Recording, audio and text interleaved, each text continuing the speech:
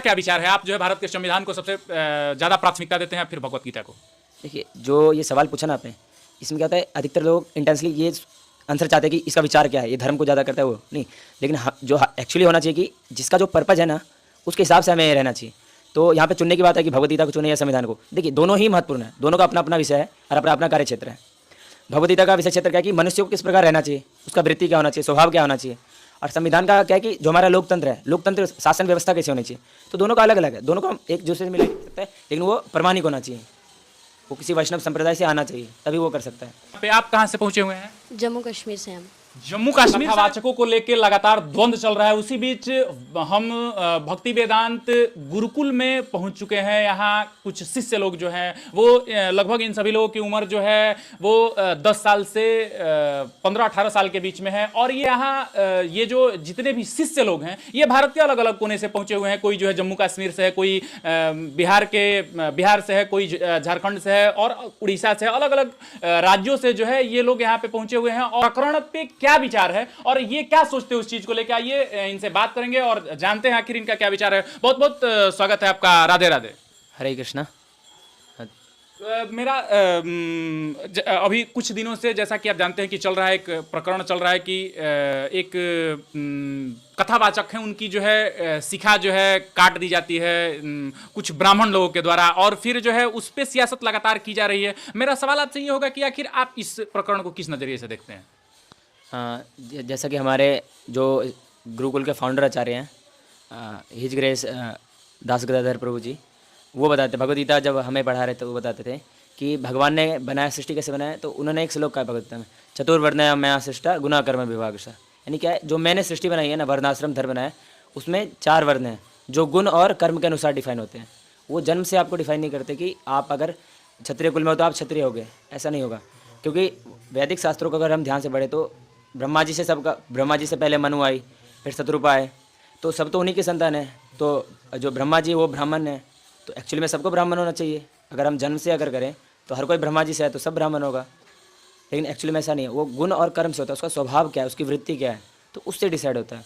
और जहाँ तक बात रही कथावाचकों की, उन्होंने क्या किया, तो एक्चुअली में हम जब ग्राउंड लेवल पे जानेंगे तभी हम इस पर कोई विशेष रूप से टिप्पणी कर सकते हैं। मेरा सवाल यह है कि क्या एक यादव कथावाचक जो है कथा कर सकते हैं या नहीं कर सकते हैं?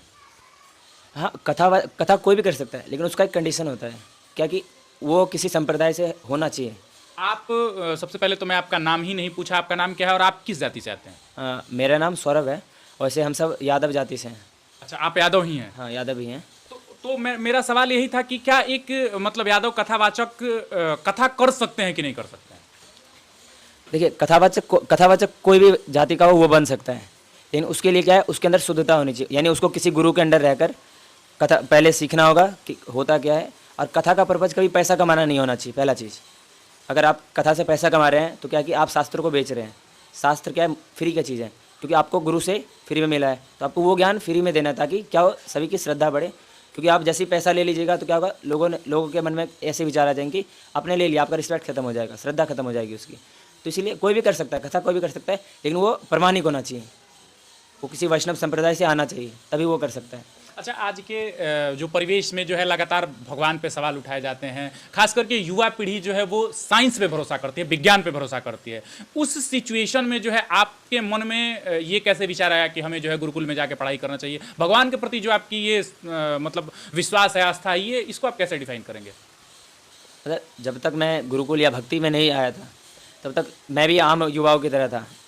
आई एम आल्सो बिलीव कि गॉड इज़ नॉट एग्जिस्ट।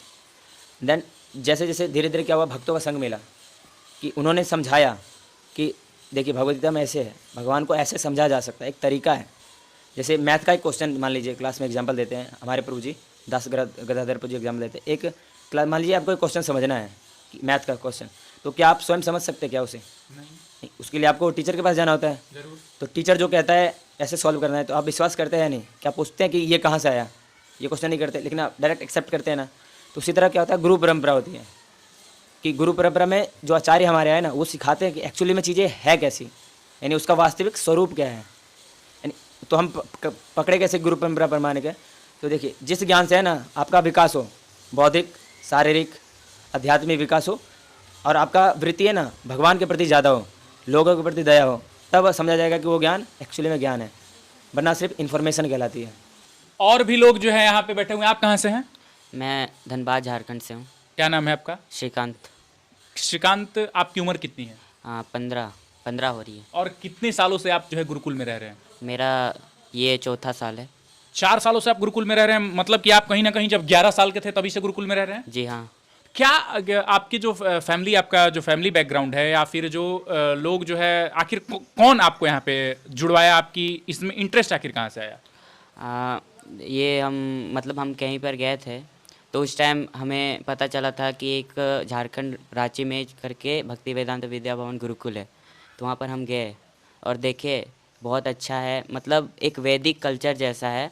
और जैसा पिछले में जब ब्रिटिश लोग जब आए थे उससे पहले जैसा चल रहा था गुरुकुल, एकदम वैसा सिस्टम से चलता है।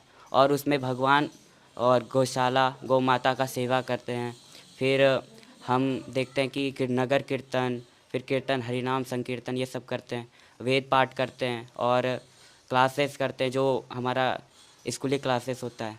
तो मुझे देख के इंटरेस्ट लगा और मैंने अपने पिताजी को बोला कि यहीं पर मेरा एडमिशन करवा दीजिए। क्या आपके पिताजी भी पहले से जो है इन सब चीज़ों में हैं, मतलब गुरुकुल वगैरह में, या फिर आपके ही मन का ये विचार था? वैसे तो हम डिवोटी घर के तो नहीं हैं, लेकिन हम ही बोले थे। मतलब आपका ये व्यक्तिगत विचार था। अच्छा, आज के युवा, जहाँ आज के बच्चे जो है भगवान को नहीं मानते हैं, भगवान जो है ये उनका कहीं ना कहीं ये सवाल होता है कि भगवान मीन्स क्या, भगवान को और गाय को और पता नहीं तमाम चीज़ों को जो है नहीं मानते हैं। वहाँ ये चीज़ें हमें, आपको देख के ये लग रहा है कि ये सभी चीज़ों को आप सीधा जो है एक पक्ष जो कहता है कि ये चीज़ें हैं ही नहीं, आप उसको एकदम तटस्थ होकर मानने के लिए तैयार हैं। आखिर ये कैसे संभव है? देखिए, जब तक आपका एक्सपीरियंस नहीं रहेगा उसमें तो आप विश्वास नहीं करेंगे। तो अब देखिए, जैसे अभी कोई साइंटिस्ट है, वो डायरेक्ट बोलता है मुझे एविडेंस दो, प्रूफ दो। तो अगर हम उसमें देखेंगे कुछ साल तक, उसमें पहले मन नहीं लगता है, तो उसमें हमें हटना नहीं चाहिए। कुछ महीना तक हमें उसमें प्रयास करना चाहिए कि देखते हैं कि इसमें हो पा रहा है कि नहीं। और अगर हो रहा है तो अच्छी बात है, नहीं हो रहा है तो थोड़ा और प्रयास करना चाहिए। उसके बाद फिर आपका चॉइस है। जैसे मान लीजिए कि डॉक्टर बनिएगा, इंजीनियर बनिएगा, इंजीनियरिंग का पढ़ाई कीजिएगा तो आप इंजीनियर बनिएगा, डॉक्टर का पढ़ाई कीजिएगा तो आप डॉक्टर बनिएगा, या फिर और तमाम चीज़ें हैं, पत्रकारिता कीजिएगा, पत्रकार बनिएगा, और कृषि से रिलेटेड पढ़ाई कीजिएगा तो उसमें आप अच्छा कीजिएगा। लेकिन ये गुरुकुल में पढ़ के आप क्या कीजिएगा? देखिए, गुरुकुल हमें एक वर्णाश्रम की तरह लेके जाता है। अगर आप देखें तो अभी तो जो एक चीज़ में माहिर हो रहा है, उस टाइम में वो सब कुछ चीज़ में माहिर होता था। मतलब उसको हर चीज़ आता था, मैनेजमेंट से लेके उसको सब कुछ आता था। मतलब वो एक तरह से वो सब कर लेता था। अगर वो उसे कहीं पर एक जंगल में भी छोड़ दिया जाए तो वो रह रहता था, सर्वाइव कर लेता था। लेकिन आज के ज़माने में नहीं। क्या होगा? वैसे तो फ्यूचर में देखा जाएगा, तो लेकिन फिर भी मेरे को एक पॉलिटिशियन बनना है। तो ये गुरुकुल का कैसे लगता है आपको कि ये गुरुकुल में पढ़ के आप, जैसे मान लीजिए पॉलिटिशियन बनने के लिए हमें अपने हिस्ट्री की ज़रूरत होती है, अपने ज्योग्राफी की ज़रूरत होती है, अपने पुराने जो है हमारा ज़मीनी हकीकत क्या है, ज़मीनी समस्याएं क्या हैं, इन सब चीज़ों को जानना होता है। तो क्या आप गुरुकुल में इन सब चीज़ों को जान पाएंगे? जी। थोड़ा आप मेरा भी ज्ञानवर्धन कीजिए, कैसे आप जान पाएंगे? देखिए, हमें साथ साथ एक आध्यात्मिक चीज़ का भी पढ़ाई होता है और साथ में जो अभी हो रहा है उसका भी जानकारी हमें रखते हैं। वहाँ पर स्कूल में हम, मतलब गुरुकुल में रह के हम जो CBSE पैटर्न या फिर जो भी हमारा स्टेट जो पैटर्न रहता है उसमें हम पढ़ाई करते हैं। तो उसमें हमें हिस्ट्री सब पढ़ाई करते हैं। तो पढ़ाई करते हैं तो उसमें पता चलता है। चलिए, आप जब ये कह रहे हैं तो आपका जनरल नॉलेज भी जान लेते हैं। अभी तत्कालिक हमारे भारत के प्रधानमंत्री कौन है? श्री नरेंद्र दामोदर दास मोदी जी। और राष्ट्रपति कौन है? द्रौपदी मुर्मू जी। उपराष्ट्रपति कौन है? जगदीप धनखड़ जी। क्या? जगदीप धनखड़। हाँ, धनखड़, जगदीप धनखड़ जी। अच्छा। और ये आप अभी जिस स्टेट में है, इस स्टेट के मुख्यमंत्री का क्या नाम है? श्री हेमंत सोरेन जी। अच्छा, तो तक आप जनरल नॉलेज भी रखते हैं। अच्छा, आपके और लोग भी हैं यहाँ पे। आप कहाँ से पहुँचे हुए हैं? जम्मू कश्मीर से हम। जम्मू कश्मीर से आए? जगत गुरु। जगत गुरु आपका दीक्षा का नाम है। इससे पहले आपका क्या नाम था? मेरा महाराज जी के, एक महाराज जी थे, उनके थ्रू पे नाम पड़ा था, लेकिन मेरा पहले नाम था राघव। राघव? मतलब कि मेरे पिताजी ने महाराज जी से डिसाइड करके नाम रखा था, लेकिन ये मेरा आधार कार्ड में नाम है। तो ये जम्मू कश्मीर से आप जो है बिहार में गुरुकुल की शिक्षा के लिए पहुंचे हुए हैं? हाँ, वो मेरे ब्रदर के एक फ्रेंड है, वो भी इनसे जुड़े हुए हैं, तो उनके थ्रू मैं इस गुरुकुल में आया हूँ। क्या आपके पिताजी भी जो है गुरुकुल में हैं? आपके पिताजी क्या करते हैं? मेरे पिताजी अभी बिजनेसमैन है, नेटवर्क मार्केटिंग में। अच्छा, और आपके फैमिली में कोई ऐसे गुरुकुल में पढ़ने वाला? नहीं, एक ब्रदर है, वो रामभद्राचार्य महाराज के गुरुकुल में है। अच्छा, तो इसी की वजह से जो है आपका इंटरेस्ट जो है, आप क्या फ्यूचर में आप क्या करना चाहते हैं? मैं भी एक बिजनेस करना चाहता हूँ, जैसे मेरे पिताजी के आगे मैं भी उनके साथ मदद करूँगा। तो आप जब बिजनेसमैन बनना चाहते हैं तो गुरुकुल से पढ़ के तो लोग जो है, गुरुकुल से पढ़ के कैसे आप बिजनेसमैन बनिएगा? आपको तो नॉर्मल जो है 10th-12th करना चाहिए। 10th-12th के बाद आप MBA कीजिए, मास्टर ऑफ बिजनेस कीजिए, और कॉमर्स से आप ग्रेजुएशन कीजिए, आप उसमें अच्छा कर पाएंगे। गुरुकुल में आप कैसे अच्छा कर पाएंगे? क्योंकि गुरुकुल में हम लोग को आध्यात्मिक भी ज्ञान हो सकता है, और जो हम लोग का स्कूल के साथ पढ़ाई भी हो रहा है, दोनों हो सकता है। क्योंकि हम लोग साथ साथ उसको भी सीखेंगे, तो अकेले रह के भी हम लोग, अगर मान लीजिए स्टडी लाइफ में अगर रहेंगे आगे जाके, तो अकेले नहीं रह सकते। क्योंकि जैसे कॉलेज में रहते हैं तो उस टाइम अपने माता पिता का साथ थोड़ा छोड़ते हैं, क्योंकि उस टाइम पढ़ाई करना होता है। तो उस टाइम रहने के लिए हमें थोड़ा गुरुकुल में रहना ज़रूरी है। अच्छा, अभी आप ने ये कहा कि आप पॉलिटिशियन बनना चाहते हैं। अभी एक ट्रेंड जो है, मैटर इटावा का एक घटना है, जो कि एक यादव कथावाचक के साथ कुछ दुर्व्यवहार करने का मामला सामने आया है। उस पे जो है आपको क्या लगता है कि क्या कथा कहने का अधिकार जो है सिर्फ ब्राह्मणों का ही है, या फिर कोई भी कथा कह सकता है? देखिए, ये ज़रूरी नहीं है कि उसका कुल ब्राह्मण है या जात ब्राह्मण है तो वही सिर्फ कथा कर सकता है। वो गुण के ऊपर डिपेंड करता है कि अगर वो ब्राह्मण जात का, लेकिन उसका गुण अगर राजपूत जैसा है, तो एक वो क्षत्रिय बन सकता है।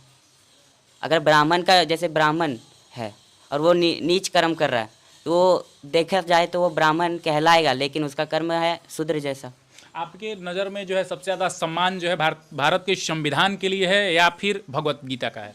देखिए, मैं दोनों को मानता हूँ, क्योंकि मैं जहाँ पर रह रहा हूँ हमें उस हिसाब से चलना चाहिए। क्योंकि राजा हमारा एक तरह से स्वामी है, वो भी हमारे भगवान के समान है। तो संविधान जो बनाया है वो भी हमारे तरफ से एक स्वामी है। तो संविधान को भी मैं भागवत गीता की तरह ही सम्मान करूँगा। क्या विचार है? आप जो है भारत के संविधान को सबसे ज़्यादा प्राथमिकता देते हैं, फिर भगवत गीता को?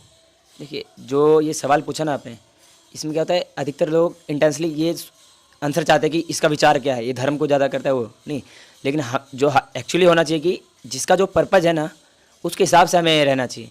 तो यहाँ पे चुनने की बात है कि भगवत गीता को चुने या संविधान को। देखिए, दोनों ही महत्वपूर्ण है, दोनों का अपना अपना विषय है और अपना अपना कार्य क्षेत्र है। भगवत गीता का विषय क्षेत्र क्या है कि मनुष्य को किस प्रकार रहना चाहिए, उसका वृत्ति क्या होना चाहिए, स्वभाव क्या होना चाहिए।